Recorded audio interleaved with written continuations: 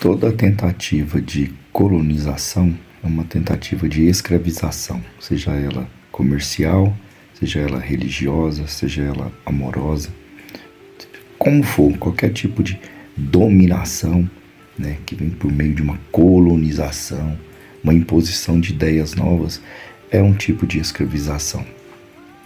As religiões do mundo lutam entre si desde sempre. Poucas religiões, poucas fés espirituais são de fato livres. As duas maiores no mundo hoje, que é o cristianismo e o islamismo, elas são religiões predatórias. Aonde elas chegam, elas têm que massacrar qualquer tipo de concorrência, qualquer tipo de outra cultura religiosa que existe. E já vai alguns... o cristianismo há 2 milênios, o Islã 1,5 milênio aí, sacrificando as pessoas, maltratando as pessoas, matando as pessoas que não acreditam nos seus deuses, na sua fé. No hinduísmo, apesar de haver uma diversificação de milhões de deuses, também há uma certa forma de preconceito contra outras religiões. E eles combatem muito, embora estejam sendo muito dominados pelos islãs, né, pelos islamitas. Os islâmicos, islamitas não, islâmicos, muçulmanos estão invadindo ali a Índia. A palavra é essa mesmo, invasão. Assim como no Brasil houve a invasão cristã, onde os primeiros jesuítas, né, vieram impor a sua religião para os índios, ou se convertia ou morria. Então você não tem opção, você acaba tendo que aceitar a fé que estão oferecendo para você em troca da sua vida. No Brasil há uma crescente agora, uma crescente onda de retorno à religiosidade tradicional do Brasil, né? Dos nossos povos originários, os nossos índios. Também aí há uma crescente no meio afro, as religiões de matriz africana. Quando se diz religiões de matriz africana, isso quer dizer que há cerca de 470 anos atrás foram os primeiros negros chegados do Brasil, e isso foi ocorrendo por 100, 200 anos, que trouxeram as partes das suas religiões. Digo partes porque, como a religião africana não era uma religião escrita, como não é até hoje, o que veio foram conceitos, lembranças, memórias, e não rituais propriamente ditos, estabelecidos. E como a época do descobrimento não veio um povo, né, mas eram muitos povos africanos para o Brasil. Para quem não sabe, a África não é um país, né? A África é um continente, ali existem milhares de culturas espalhadas, né? Esses africanos que chegaram no Brasil foram se misturando, e o que vinha da região norte da África se misturou com a região centro da África, com o litoral, e aí criaram aqui no Brasil novas religiões. Sim, o candomblé é uma religião brasileira. Ele tem aspectos africanos, mas quase todos já se perderam muito, né? A princípio, posso dizer para vocês da fala, da língua iorubano. O que se fala no Brasil não é o iorubano que se fala na África, né? Não é o nagô. É uma língua própria brasileira, que mistura, que tem sotaque. E o Brasil vai desenvolvendo cada vez mais as suas religiões, vai misturando. O Brasil tem essa vantagem, né? O povo brasileiro mistura candomblé com catolicismo, com cristianismo protestante. Agora você vê as igrejas protestantes copiando descaradamente, né? Os crentes copiando descaradamente o que o povo da macumba faz, que é tocar atabaque, que é girar, que é incorporar. Outro dia me perguntaram: mas na sua religião vocês incorporam, vocês deixam de ser vocês para que uma entidade entre dentro de vocês. Quem te disse isso? Foi um pastor? Porque se você for frequentar um terreiro de Umbanda, um terreiro de Candomblé, um terreiro de Quimbanda, você não vai perceber isso. Não existe essa incorporação, esse negócio de o meu espírito sair do meu corpo e o meu espírito e o meu corpo ser o casulo de uma entidade. Não é assim que funciona.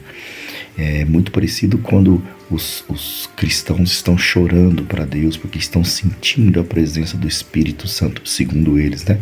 Estão sentindo a presença dos anjos, a presença de Jesus, talvez a do próprio Deus. Eles choram, se tremem todo. Agora na igreja Reteté, Eles, além de se tremerem todo, dançam, giram. Como a pomba gira como um Exu, né? Então, há toda essa miscigenação no Brasil. E há sim um preconceito, né? Porque é coisa de preto, então é coisa inferior. Inclusive dentro do próprio candomblé, dentro da própria umbanda, existe esse preconceito que eles nem sabem que existe, né? Porque as pombagiras não são pretas africanas, não são escravas, prostitutas de rua.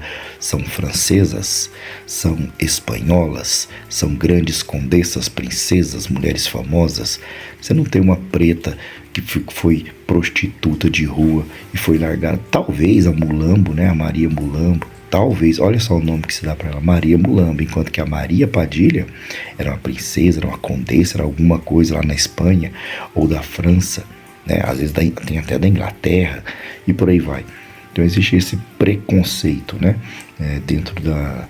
Quando se fala em incorporação, os Exus usam cartola, capas, é como se fossem os nobres europeus. Você não vê um Exu escravo, não ouve falar. Escravo parece que evoluiu só para preto velho. Você não vê falar que tem um Exu que foi um escravo, né? Que trabalhou na roça. Não tem. Você tem, por exemplo, o seu Tata Caveira, que é a história que contam dele, que ele foi um romano da época de Roma, que liderou lá uma vila com uma vingança assim assado, né?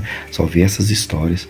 Então existe um preconceito dentro da Umbanda, um preconceito muito grande dentro da Quimbanda. Eu nunca vi falar de Exu pai do mato. Sim, tinha uns negros pais do mato, capitão do mato, né? Pai do mato, não, capitão do mato. Aquele negro que caçava negro. Não tem, não existe. Só existe heróis. Então nós temos que repensar isso aí. Uma situação que vem acontecendo muito no Brasil, e eu tenho observado demais aqui, está se acirrando, né? A disputa, as brigas aí das igrejas para saber quem copia mais a Umbanda, quem copia mais aí a Quimbanda.